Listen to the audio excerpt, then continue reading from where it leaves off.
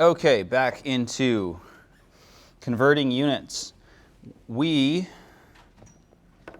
have lots of problem solving to do in this class, and so writing out a solution map is often helpful for us solving a problem. It can help us break down what type of problem we're dealing with, so that instead of looking at like all of the confusing language that might be in there, all of the chemical names, we might be able to boil it down to some more essentials and identify the number of steps that we have. We can go out and then find what do we need to solve each of those steps. Do we need an equation? Do we need a conversion factor? We can assemble all of those, and then we can put together the actual part with numbers that we put into our calculator and solve. So for unit conversions, our solution map is going to focus on the units. If you remember from last class, we talked a little bit about dimensional analysis. Dimensional analysis also focuses on the units, and units includes chemical identities. So we'll also be using some conversion factors to convert between chemicals as well. And these also become more helpful later in the class when we've got 3, 4, possibly even 5 steps. Generally, what our solution map would look like is we'll be given something. Usually it's got a number associated. So for example, if we're doing a solution map converting from inches to centimeters, we would be given some value in inches. We would be trying to find centimeters. I color code when I'm doing the solution mapping stuff, so I'll usually underline key information. Stuff that we're given will get a green underline. And I'll usually write it in green as well, and then this pink or fuchsia color is what we are trying to find or what the answer is, what we're asked to provide. And we usually all write that out, just the units. On the left side, we'll have a couple of steps. Oftentimes, those are going to be in blue. And we'll just write out however many arrows we think we need to get to our final step. In the case of converting inches to centimeters, we can do that in one step because inches and centimeters are both units of length. And we would go out and we would find a conversion factor that works for us. So we would maybe find in a table 1 inch is equal to 2.54 centimeters. And since we are starting with inches, we want to get rid of the inches. So the inches is going to go on the bottom in our conversion factor. That way when we multiply our starting inches, it'll cancel out with the inches that we're dividing by. We will also be adding in the centimeters by multiplying by centimeters. So the centimeters part goes on the top because that's what we are trying to find. You can always just throw it in there any which way. Just pick one, put it on top, pick the other, put it on the bottom, and then see if the units cancel. If they don't, flip it. It's free, it doesn't cost you any money. But the general idea is we need to cancel out our units by having one on the top, one on the bottom, if we don't want those units in our final answer. If we wanted to do the solution map from centimeters to inches, it's just the backwards process, and notice our conversion factor has just been flipped. So we swap the top and the bottom, and now it works in the other direction. So generally, for problem solving, we want to identify a starting point. Again, that's given information.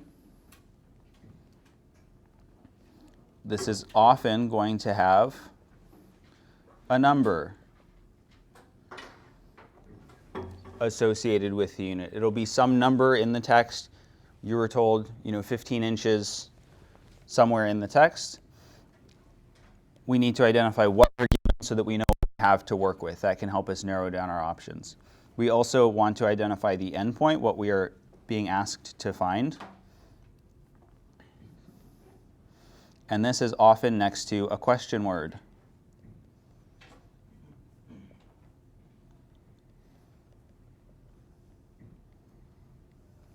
Can somebody give me an example of a question word?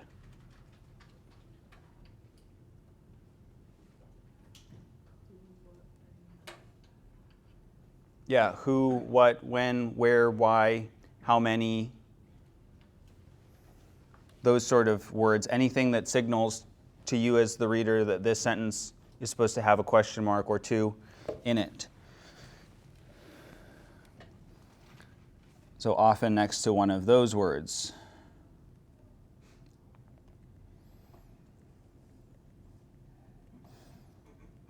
And I'll try to point that out when we see it.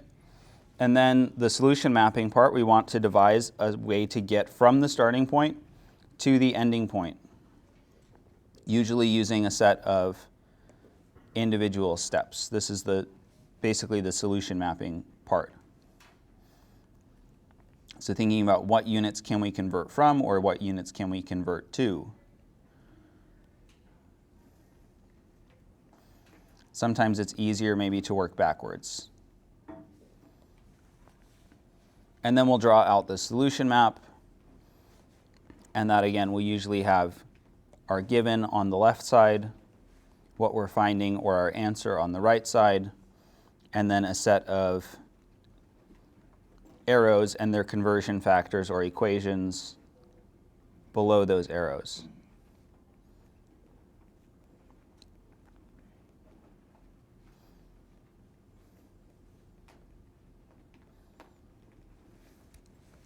So that's the general scheme, the general strategy. We'll try to use it. Sometimes I forget to draw out the solution map. You don't have to solution map every single problem, but I would recommend that you get in the habit of solution mapping, and then maybe once you start to get more competent and confident, maybe we can start to skip past the solution mapping step and go directly to constructing what we're going to calculate, throw into our calculator. This is basically the same slide as before, just a little bit different. I told us last time we were going to see a flurry of slides that were very similar. This is to give you an idea of how important the problem-solving part of the class is. Also one of the reasons I think chemistry is difficult. So our first step, we want to sort. So that would be figuring out the givens, the finds, and also maybe some conversion factors. Oftentimes in the in-class examples, we'll be given conversion factors. Usually on exams, they'll all show up on one page. Usually it's something that you can tear off to use as a reference during the exam. We'll create a solution map starting with our given.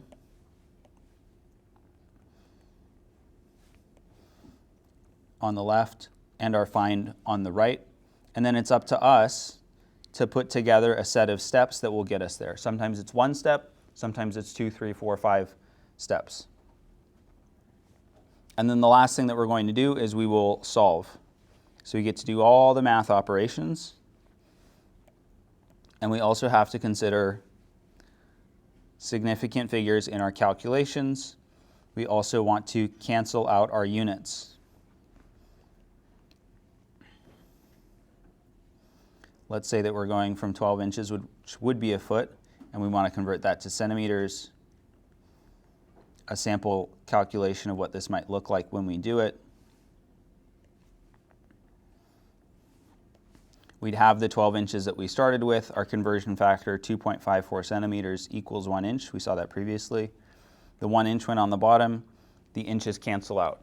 I also usually try to line up the slash marks because sometimes we're canceling 2 or 3 units. So I try to line up the slash marks so all the slash marks that are going one direction means that those two things canceled out. I basically match them up. So hopefully they're easier to decipher when we come back to them later if we're studying off the annotated slides.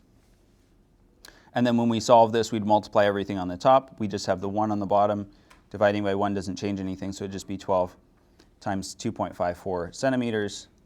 The unit that's left over is centimeters, and so that's all that's going to come through. That's what we wanted, and so that's probably set up correctly.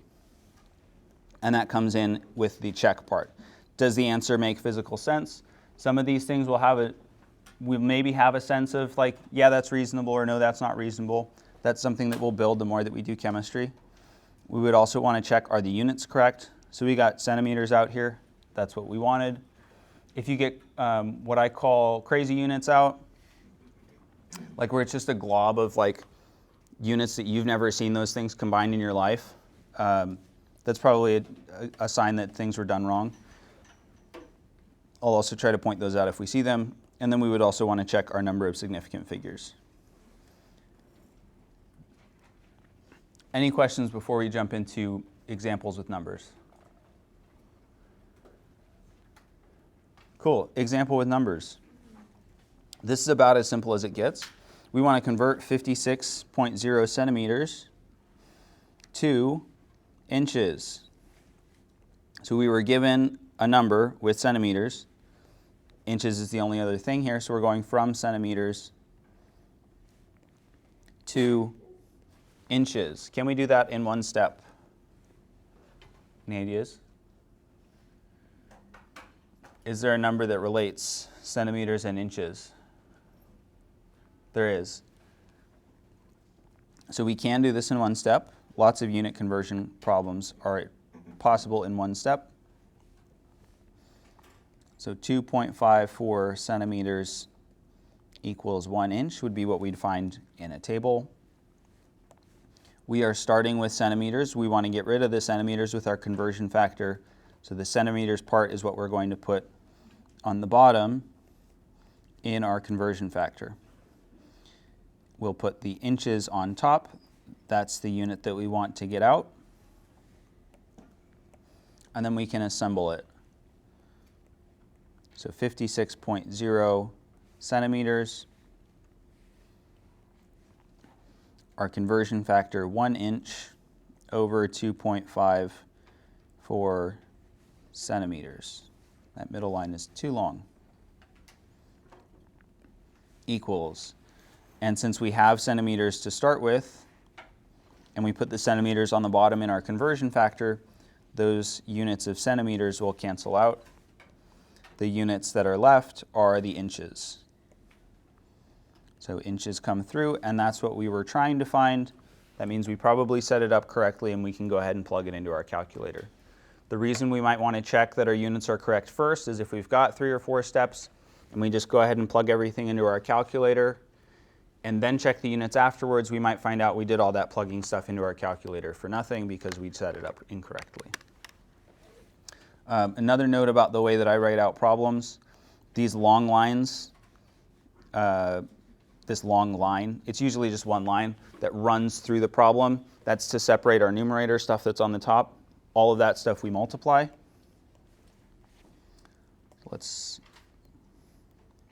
Everything on top we're going to multiply. And then everything on the bottom, that's the denominator, we're going to divide by anything that's on the bottom. It doesn't really matter what order you do it in. There are some instances where we can screw things up. If we've got multiple things on the bottom, for example, it's possible to put it in our calculator wrong. And then these vertical lines are just to separate out our individual terms so that we can see what we were starting with in the case of the left, and then our conversion factors in between to just help space things out. You don't have to write this way. That's just the way that I picked up and started doing it. So 56 divided by 2.54, calculator says 22.0472. But wait, there's more. 4409 inches. Is that the correct and final answer? It's not the correct and final answer. Why not? Significant figures. What sort of operation are we doing in our unit conversion? What sort of math are we doing? Multiplication, division. What's our rule for multiplication and division? Fewest significant figures.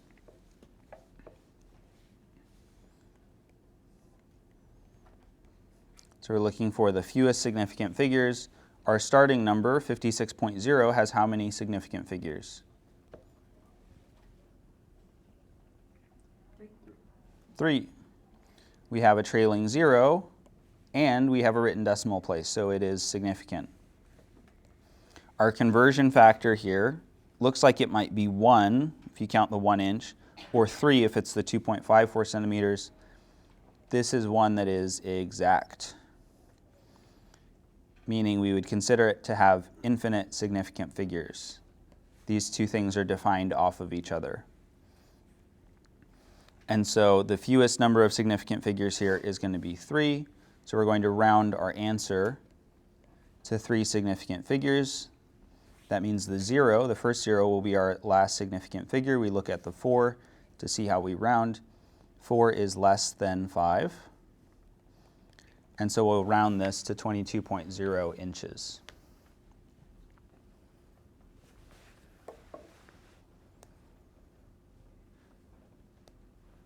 Questions about any of those parts? Yes? How is it exact?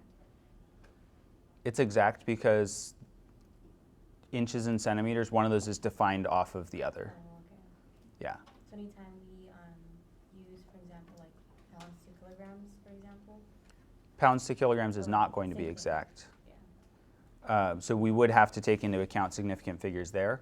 But if we're doing like inches to feet, inches and feet are defined based off each other, and so those are also going to be an exact conversion factor.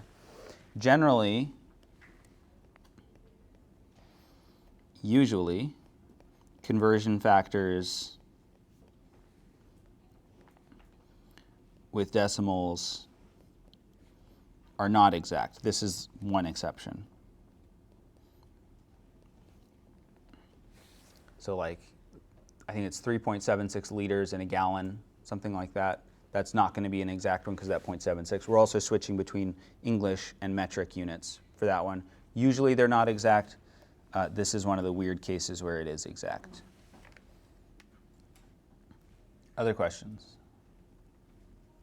So like an example of units that are exact, or a conversion that is exact, would be like 4 quarts in a gallon? 4 quarts in a gallon would also be an exact conversion because those are both within the metric system. So staying in the same system, usually those things are defined off of each other. Yeah, so those would be exact as well. All right, let's say that we want to convert 1,342 meters to kilometers. What are we given? We are given a number in meters. So we're starting with meters, and what do we want to convert to? We want to convert to kilometers. Do we have something that tells us a relationship between meters and kilometers?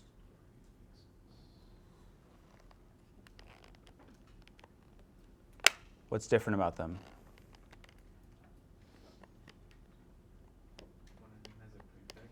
One has a prefix, the other doesn't. So we would either check our memory to see if we remember what kilo means, or we would go and refer back to a prefix table, and we would find kilo, which has the symbol K, which is equal to 1,000, or 10 to the 3. And we can construct a conversion factor from that. So if we've got 1 kilometer, 1 km, the K stands for, means, is 1,000. And so we can substitute 1,000 in for the K.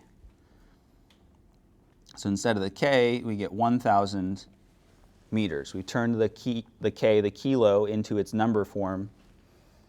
So 1 kilometer equals 1,000 meters. And we're starting with meters in our problem, so we want the 1,000 meters on the bottom so that that will cancel out. We want the 1 kilometer, the 1 km on the top, so that that's our new unit.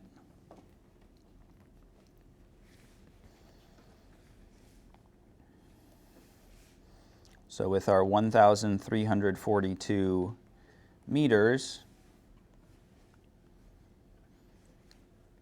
multiplying by 1 kilometer, dividing by 1,000 meters, the meters cancel out. So what we're left with is kilometers, km.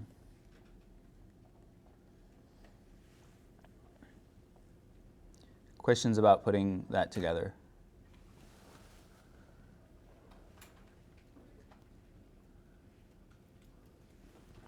And then our calculator should tell us 1.342 kilometers.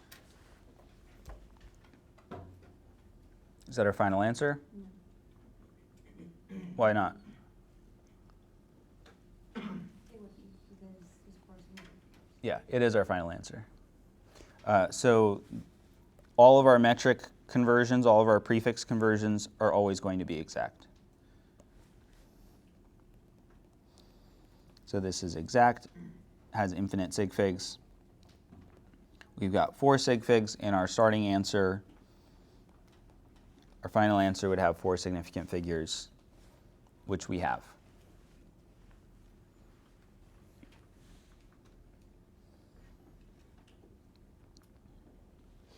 All right, let's up the complexity a little bit. Let's do some multi-step unit conversion problems.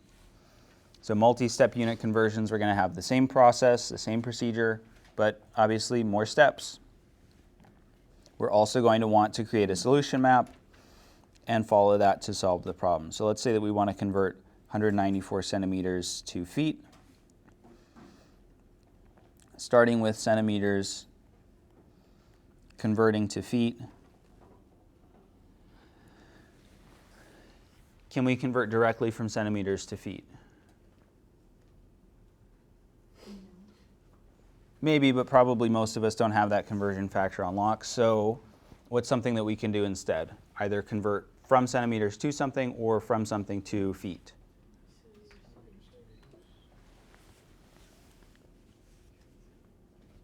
We could do centimeters to meters, but as somebody else pointed out, we could also go from centimeters to inches. I would like to say that there's multiple ways to solve a unit conversion problem. Some ways are faster than others, so we could go to meters, and there's probably a conversion factor. It's like 39.97 maybe, inches in a meter. And then we could convert to feet so we could do centimeters to meters to inches to feet. But the more direct route is if we go from centimeters to inches, can we go from inches to feet? Yes, we sure can. And our 2 conversion factors, the 2 things that are equal, 2.54 centimeters equals 1 inch, and 12 inches equals 1 foot. We can convert those into their conversion factor form. You could also just 50-50 and then 50-50 it and say, we're going to just put numbers in. And you might end up with something like this.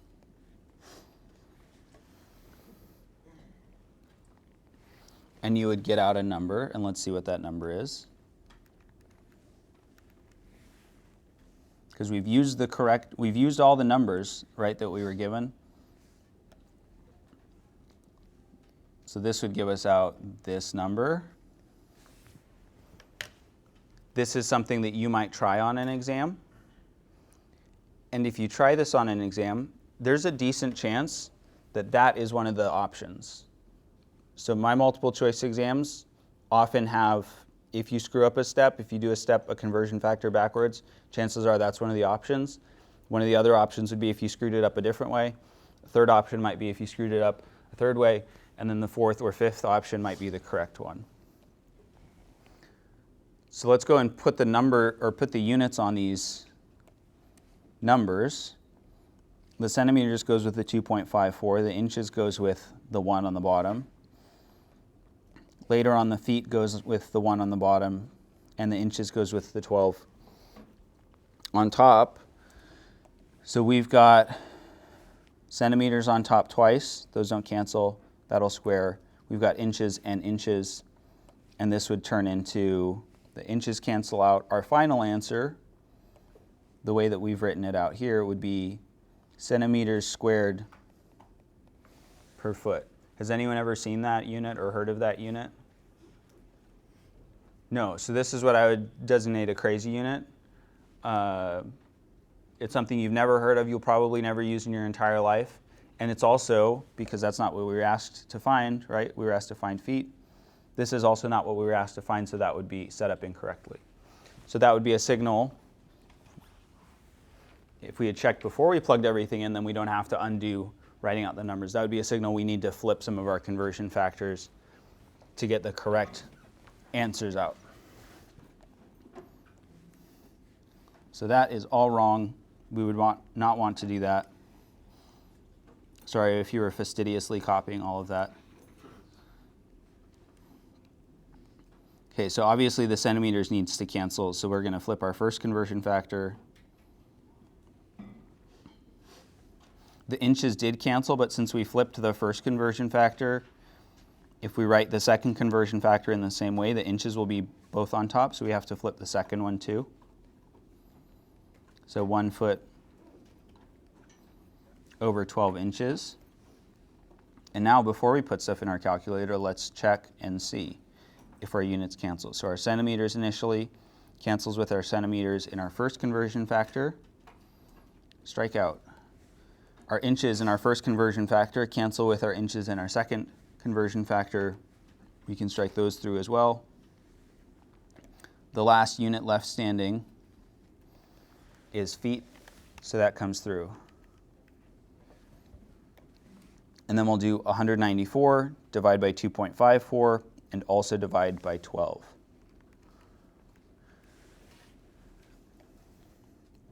So this would be 6.36 and many more numbers. 3, 6, 4, 8, 2, 9, 3, 9, 6 feet. We would round this for 3 significant figures because we had 3 to start with. And both of our conversion factors are exact. So our final answer would be 6.36 feet.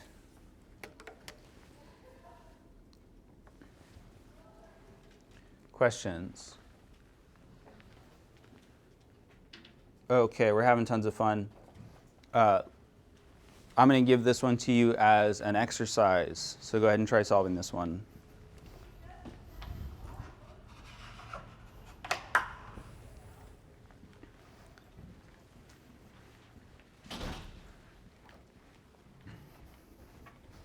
You may need some extra conversion factors for this.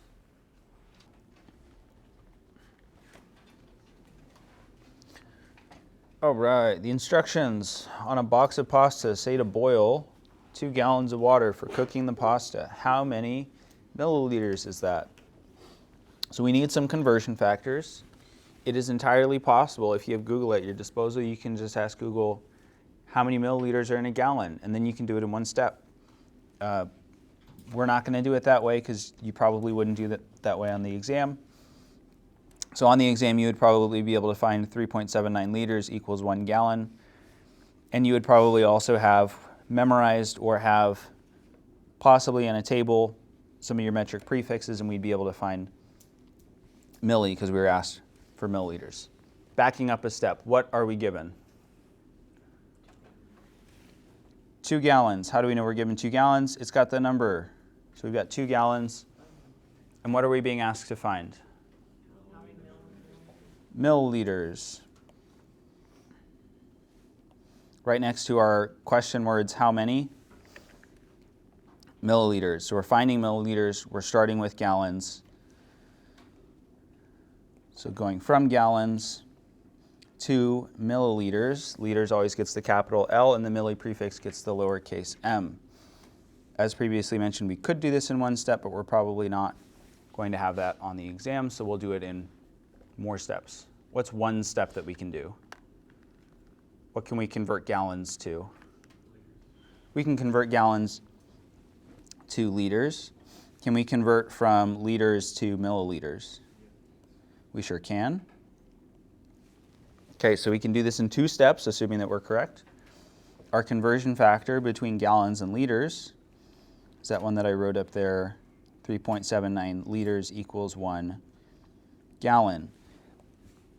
When we're using this as a conversion factor, which one do we want to be on the bottom? Gallons. We want gallons to be on the bottom because we have gallons, and that way it will cancel out. So our conversion factor form, 3.79 0.79 liters over 1 gallon. When we're doing liters to milliliters, the milli prefix equals 10 to the minus 3.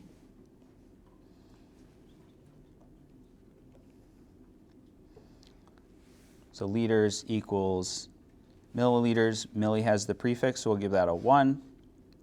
And we want to convert this milli to the number form and put it on the other side. So the 0.001 goes on the other side, or 10 to the minus 3. The other way to think of this is milliliters are smaller than liters, and I know that there's a factor of 1,000 in there somewhere.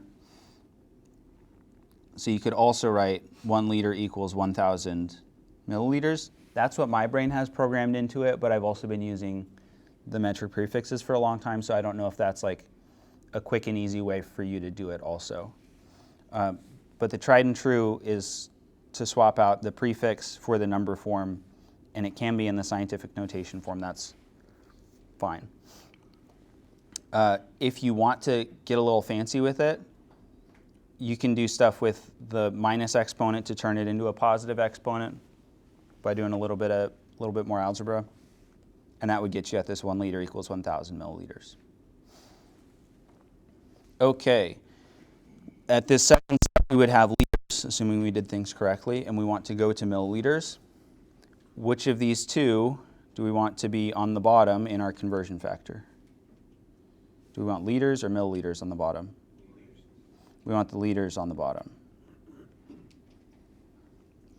which puts the milliliters on top.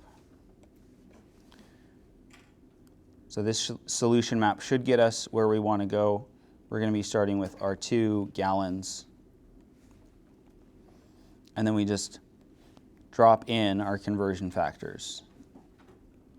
So 3.79 liters over 1 gallon. And our second conversion factor, 1 milliliter over 0.001 liters. If we look at our units, the gallons are going to cancel. We've got 1 on top, 1 on bottom. Our liters are going to cancel. We've got 1 on top, 1 on the bottom. So we can cancel those out, and the unit left standing is milliliters. That's a good sign. That means that we probably set things up correctly, hopefully set things up correctly, and now we just plug everything in on the top as multiply, and then divide by everything that's on the bottom. So 2 times 3.79 divided by 0.001. Calculator says 7,580 milliliters.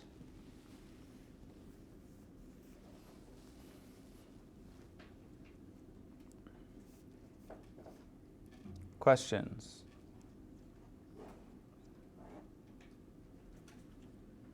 But Mr. K, what about significant figures? I'm so glad you asked, student. Our 2 gallons at the start has 1 significant figure, not very precise. What's our rule for multiplying and dividing? Fewest number of significant figures. Our first conversion factor has how many significant figures? 1, the 2 is 1, but you mean the one next to it? The conversion factor, yeah, the middle term. This one. 3. We got 3 significant figures. And what about our other conversion factor? 1, right? It's a sleepy 8. Infinite significant figures. It's an exact conversion factor because it's metric prefixes. The infinity sign being an 8 on its side. That's why it's sleepy. Okay, so which is smallest? 1, 3, or infinity? 1 is the smallest. So we're going to round this for 1 significant figure. That would be the 7. The 5 tells us we round which way? Up. So this would round to 8,000 milliliters. Can we write that? And it be correct?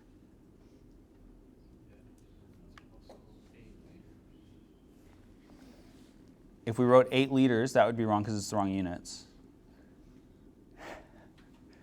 If it's a multiple choice question. If we weren't asked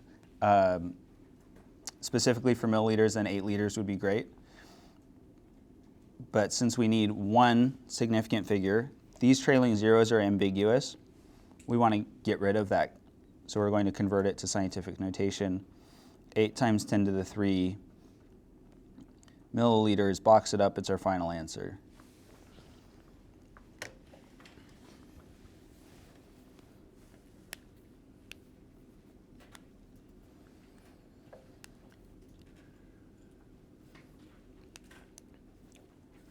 On exams, unless it's a significant figures question specifically, usually the answers will have the correct number of significant figures, so you would just need to identify that 8 times 10 to the 3 is the same as 8,000, and we rounded to 8,000 from 7,580. You wouldn't have to choose between like 8 times 10 to the 3 or 8.0 times 10 to the 3 or 8,000 milliliters. Those wouldn't all three be choices. 7,580 might be, 8 times 10 to the 3 might be, but usually on exams they're the correct number of significant figures. It's labs or quizzes where these would become a thorn in our side. All right, let's say that I'm back on my coffee routine. It's been a while. I'm on a Celsius kick. Let's say that I use 25 grams of coffee beans to make a cup of coffee in the morning. If I buy a 2-pound bag of coffee, how many cups of coffee can I make before I need to buy more beans? This is a practical application of some of the skills that we're learning. Some of us have daily habits, daily routines, and it might be helpful for us to be able to calculate, okay, how often do I need to go to the grocery store and buy this thing? Or in the case of coffee, lots of places have subscription services now. You can just have them send you a bag however frequently you would like. What is some information that we are given in this problem? 25 grams of coffee beans. And we also have a 2-pound bag of coffee. What are we being asked to find? How many cups of coffee before we need to buy more beans? So we've got 2 pieces of information that we could potentially start with. We've got 25 grams, because that's something we were given. We also have 2 pounds that we were given. Any guesses on which one we might start with? We are going to be starting with the pounds of coffee. Our goal is cups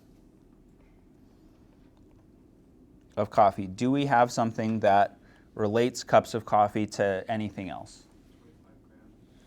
25 grams to make a cup of coffee. So this 25 grams to make a cup of coffee is secretly a conversion factor. We can also make conversion factors in our daily life as well. So we might be able to get 2 cups of coffee from grams of coffee, because 25 grams of coffee makes 1 cup of coffee.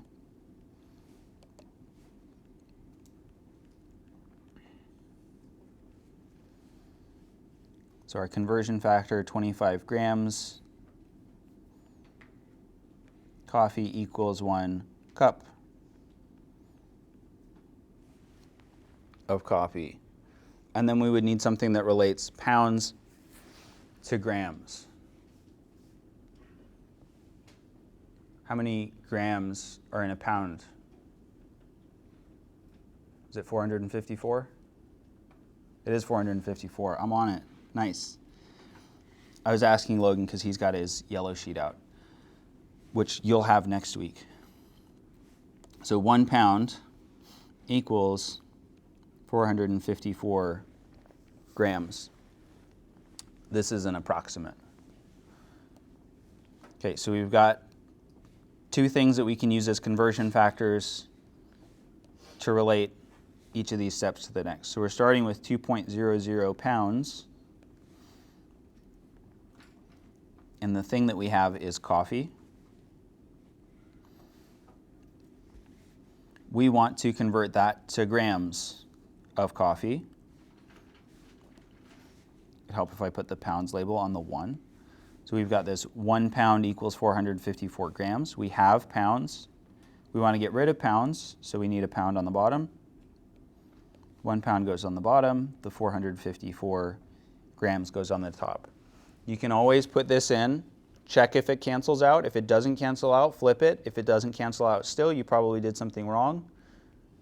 But you can always plug it in and flip it for free without plugging anything into your calculator, and that can save you some time and energy. So we plugged it in. The pounds cancel. That's great. Our next step, 25 grams of coffee equals 1 cup of coffee. Which one do we want to put where? Somebody pick one and put it somewhere. 25 grams of coffee goes where? On the bottom, so that it cancels. So 25 grams coffee goes on the bottom, 1 cup coffee goes on the top. And the grams cancels with the grams, perfect. And we can cancel out one of the coffees, it doesn't matter which one. So like we could cancel these coffees just in the far right column, or we could go back and cancel it with the first coffee, it doesn't matter. Any way you cancel it, we're going to end up with cups of coffee, which now I've written and looked at so much that it doesn't look like a real word. Okay, put that in your calculator and see what you get out.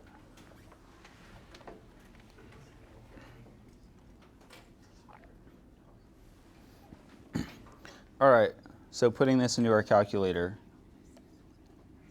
you can do it, multiply everything on top, write that out on the top, multiply everything on the bottom, write that out on the bottom, and then do one division step. Some people like to do it that way. I like to put it all in at once. So I would be putting into my calculator 2 times, put the asterisk there, 2 times 454 divide by 25. That's what I put into my calculator. That'll get us the number 36.32 cups of coffee. You don't need to put these trailing zeros in, but they are important. They are significant. Speaking of significant, how many significant figures should we round to?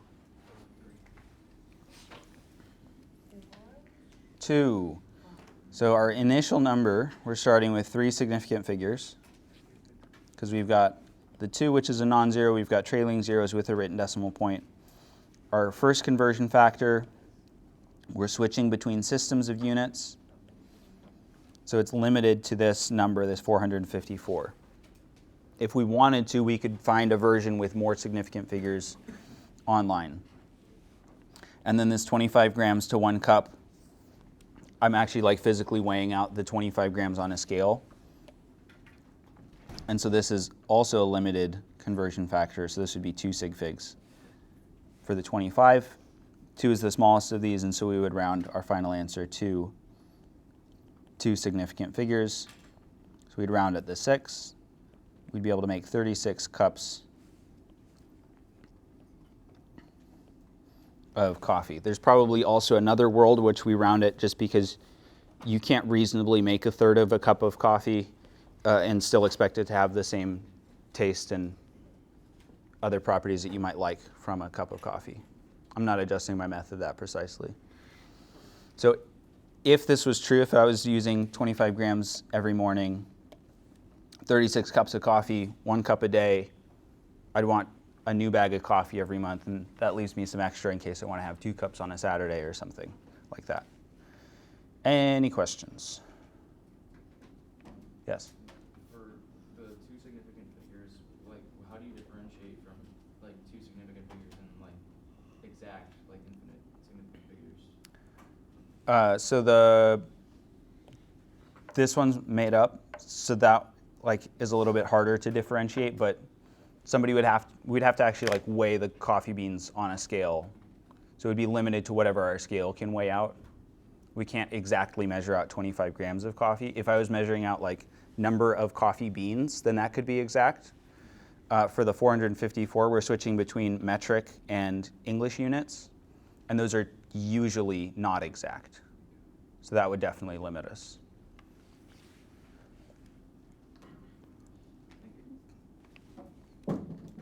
All right, we can also do unit conversions in both the numerator and the denominator. So some unit conversion problems require converting both the numerator, that's the top of the fraction, and the denominator, the bottom of the fraction. For example, a hybrid sedan has an estimated city fuel economy of 48.0 miles per gallon. In Europe, they use kilometers and liters. So we would want to calculate the fuel economy that the company would advertise in France. So we are given 48.0 miles per gallon. We are trying to convert to Europe's fuel economy numbers, where they're going to use kilometers and liters, and they might also even call it petrol, depending on where we are. So starting with that 48, what are our units?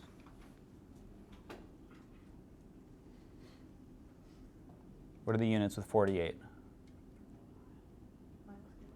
Miles per gallon. How are we writing it? Miles next to gallons, miles over gallons, gallons over miles? Miles over gallon. Miles over gallons. So the per means divided by.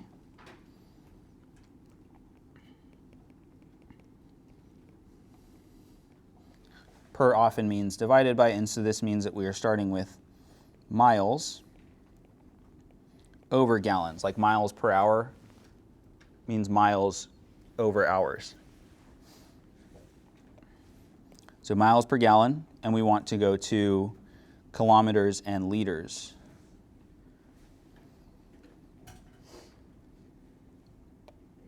What thing, what quantity, what measurement sort of system does kilometers measure? Does it measure volume? Does it measure space? Does it measure mass? It measures a distance. Which of our starting units also measures distance? Miles. So where are we putting kilometers? On the top or the bottom? It's going to go on the top. So we can swap the units of distance for a different unit of distance. And we can swap our unit of volume, gallons, to a different unit of volume, in this case, liters. And I don't have enough room to maybe solution map everything. I probably have room, but I'm not going to. Okay, so starting with 48.0 miles per gallon.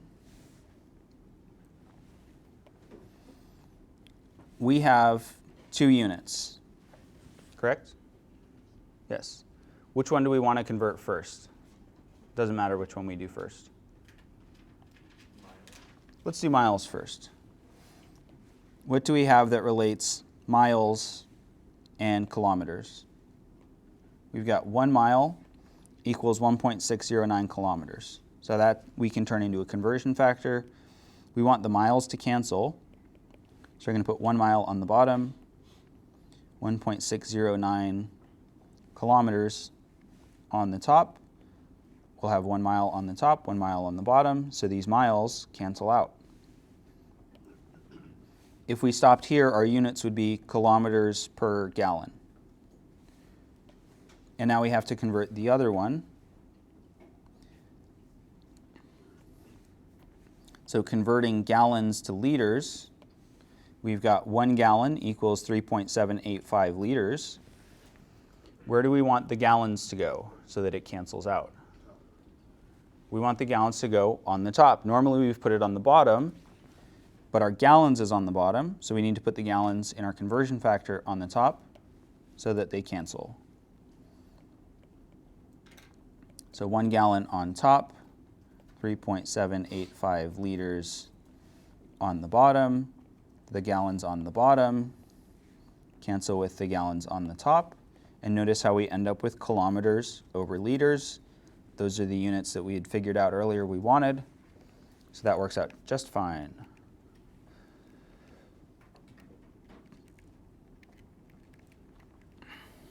And then after we plug that into our calculator and round for 3 significant figures, we get 20.4.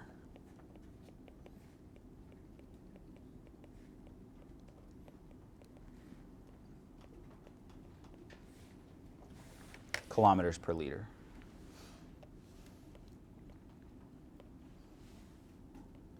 Questions? Yes? So centimeters and inches are related, and centimeters, kilometers are defined in terms of centimeters, and miles can be defined in terms of inches as well. But why isn't it exact for that conversion? The amount of significant figures is limited. So there's probably a version of kilometers to miles that's exact. I'm guessing that it has more than 4 numbers in it. So this would be a rounded version of that conversion factor. We can look at it later. This is would be a rounded version, I'm guessing, of that conversion factor, so that's why it wouldn't be exact. Okay. Other questions? Cool.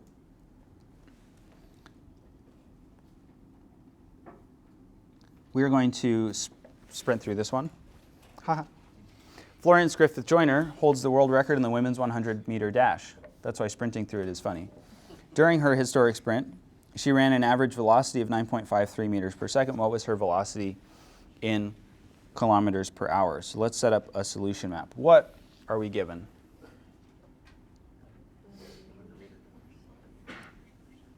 We were given 100 meters. We were also given what? 9.53 meters per second. What are we trying to find? Velocity in kilometers per hour. What are we going to start with?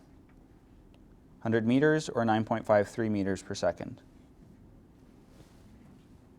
9.53 meters per second. So we're starting with meters per second. This first sentence is not relevant for solving the problem. This is what we would call flavor text. It makes the question more interesting. It's not insignificant because it's nice when our problems are interesting, but it's flavor text. It's not actually relevant to solving the problem of figuring out how fast Florence Griffith Joyner was running in a different unit. Bit of a red herring of sorts. Okay, so if we're going from meters per second to kilometers per hour, what's one conversion that we are going to have to do to get from meters per second to kilometers per hour?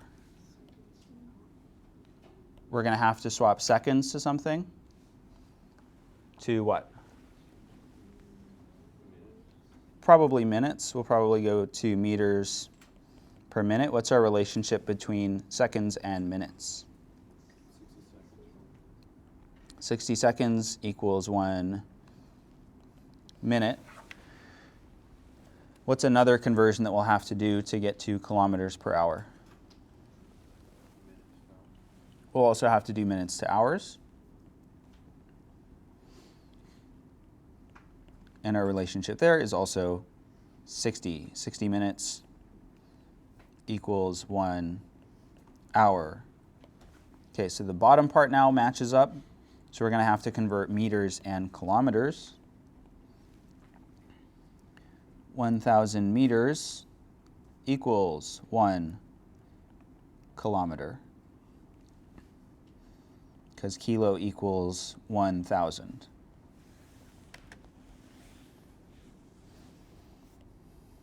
So those are all the individual step parts that we need, and then we just have to set up and solve.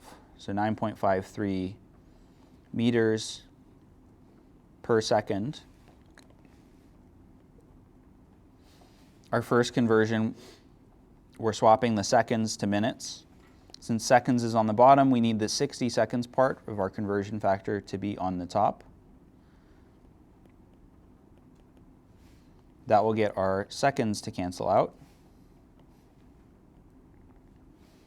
For our next conversion factor, we have minutes on the bottom in the problem that we've set up so far. We need 60 minutes then to go on the top so that the minutes will cancel out. That will put the hours on the bottom. So minutes and minutes cancel out, these 2 minutes. Now we would be in the meters per hour. That's where we're supposed to be based on our solution map, so that's good. And we need to use this 1,000 meters equals 1 kilometer. We have meters on the top. That means that the meters, the 1,000 meters goes on the bottom. The 1 kilometer goes on the top. The meters that we started with cancel with the meters in our conversion factor. The units that haven't been canceled out are kilometers and hours. Those are the units that come through. So we've got kilometers per hour.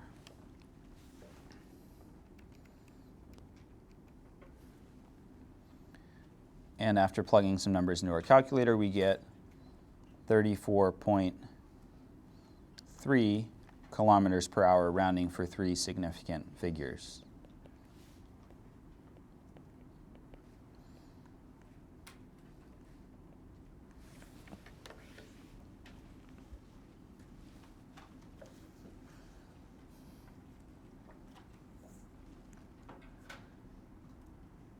Questions?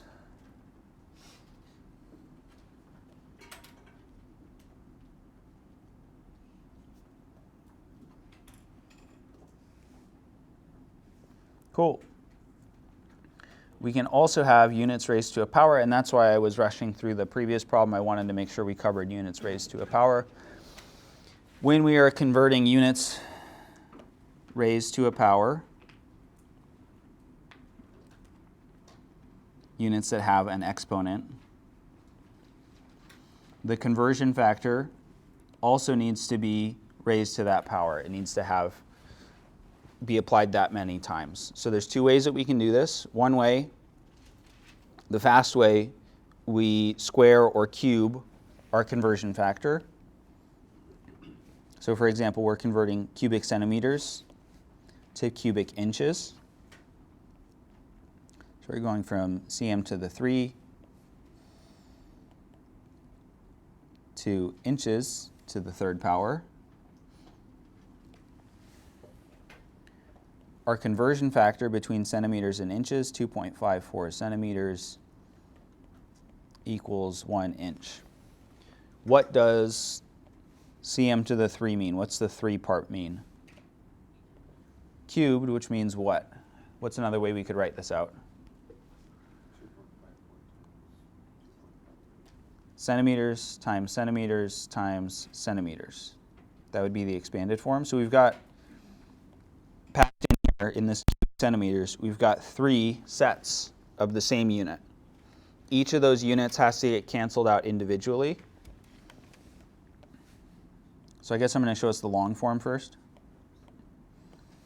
And the inches that we're ending in is also inches times inches times inches, just written in a more compact way. So if we want to get rid of these units, each one of these we have to cancel out separately. We have to apply this 2.54 centimeters equals 1 inch a couple of times. 3 times, actually.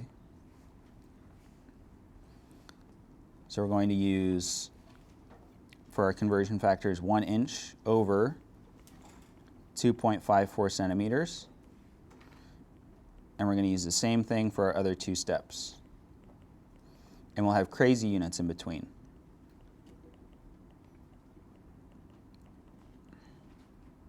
Don't necessarily worry about writing out the solution map. We will write out the full solve later. So at this first step, we would have canceled out one of our centimeters. So we'd have centimeters squared inches, crazy units. After canceling out another and swapping in another inches, we'd have centimeters inches squared, also kind of crazy units. Then we swap out our last centimeters and we would get to cubic inches. What that looks like in practice, let's say that we've got 458 cubic centimeters, just so that we've got a number to work with, because people like having numbers to work with. So 458 cubic centimeters. We plug in our first conversion factor, 1 inch over 2.54 centimeters. This centimeters cancels out one of our centimeters. Now that's centimeters squared centimeters.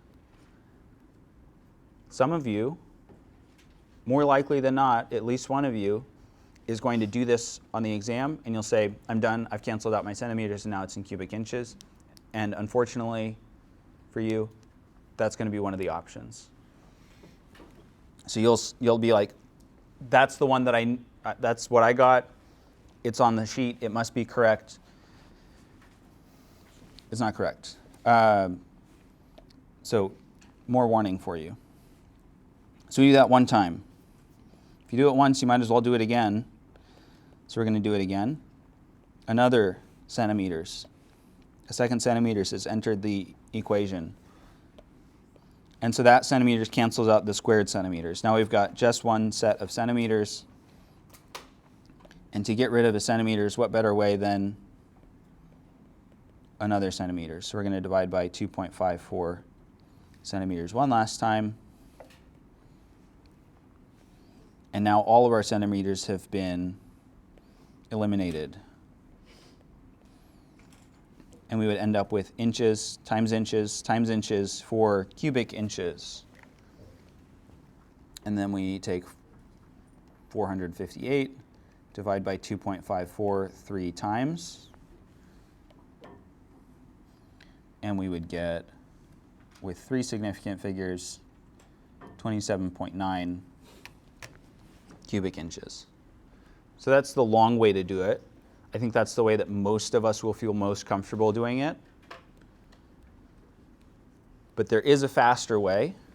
If you notice, we're applying this conversion factor 3 times.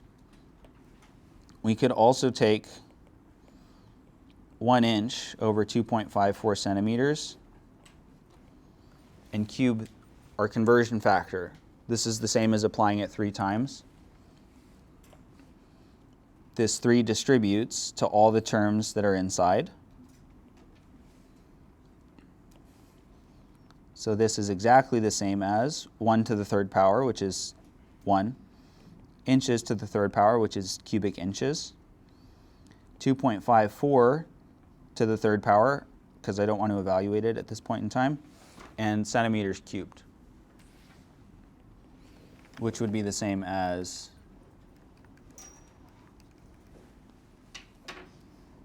1 cubic inch over 16.387064, which is why I didn't want to evaluate it earlier, cubic centimeters. So you could also apply that one time, and now you've done it in one step, sort of.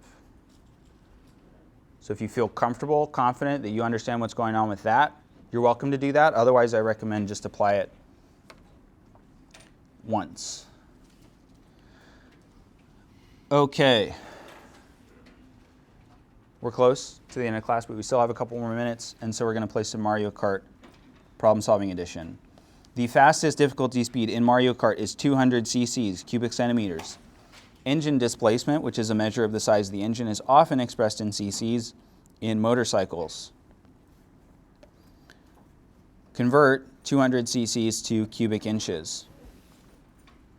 What are we given? 200 cc's. We're going to cubic inches. Most of this question is flavor text. It's extra information that you don't really need to know to solve the problem, but I think it's interesting that cc's from Mario Kart is the same as cubic centimeters. The cubic centimeters might be helpful, but if we wanted to convert this, we'd take our 200 cc's. Let's assume that it's 200 point cc's. We can rewrite cc's as cubic centimeters.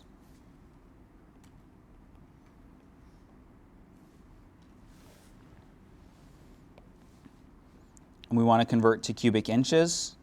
We did that, the same thing in the previous problem, so let's just go ahead and use this shortened form to save ourselves some time. So we're going to apply 1 cubic inch over 16.38764, or you could just put 2.54 to the third power, cubic centimeters. We were starting with cubic centimeters. We have cubic centimeters on the bottom in our problem, or conversion factor rather. So those cancel. The units that are left are cubic inches. We do 200, divide by that number, and round off to 12.2 cubic inches. That's 3 significant figures.